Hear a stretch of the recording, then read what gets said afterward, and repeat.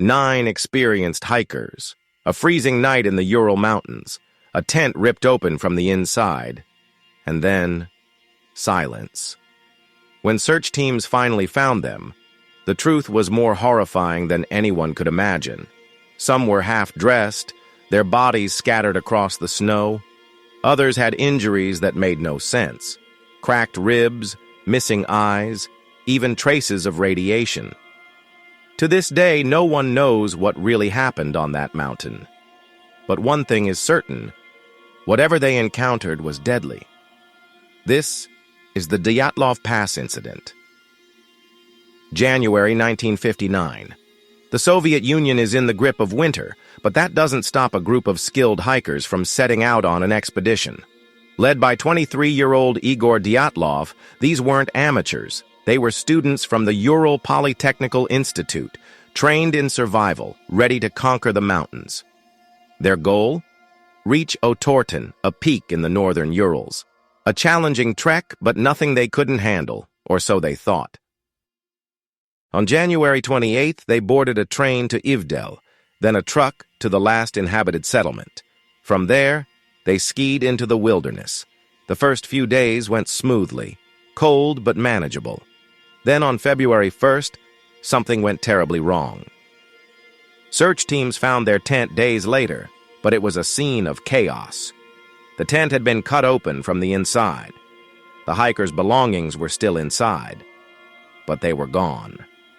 Footprints led away into the snow, some barefoot, others wearing just socks.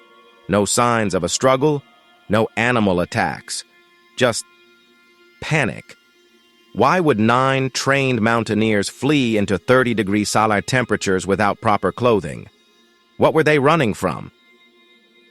Then, the bodies started turning up. The first 2 were found near a cedar tree, dressed only in underwear. They'd tried to build a fire but failed. Cause of death? Hypothermia.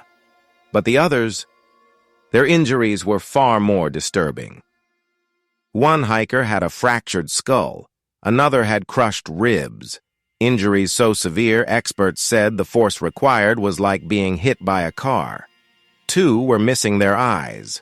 One had her tongue ripped out, and strangest of all, some of their clothes contained traces of radiation. The Soviet government quickly closed the case, blaming an unknown compelling force. But that explanation satisfied no one. So what really happened?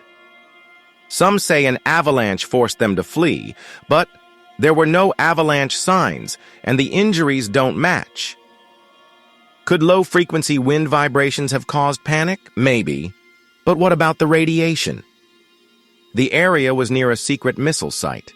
Did they witness something they shouldn't have? Wild theories exist, but with no evidence, they remain just that, theories. Decades later, we still don't know. In 2020, Russian officials reopened the case, only to conclude, once again, that it was an avalanche. But for many, the Dyatlov Pass incident remains unsolved. What do you think happened that night? Was it nature? A government cover-up? Something else? Let me know in the comments. I read every one.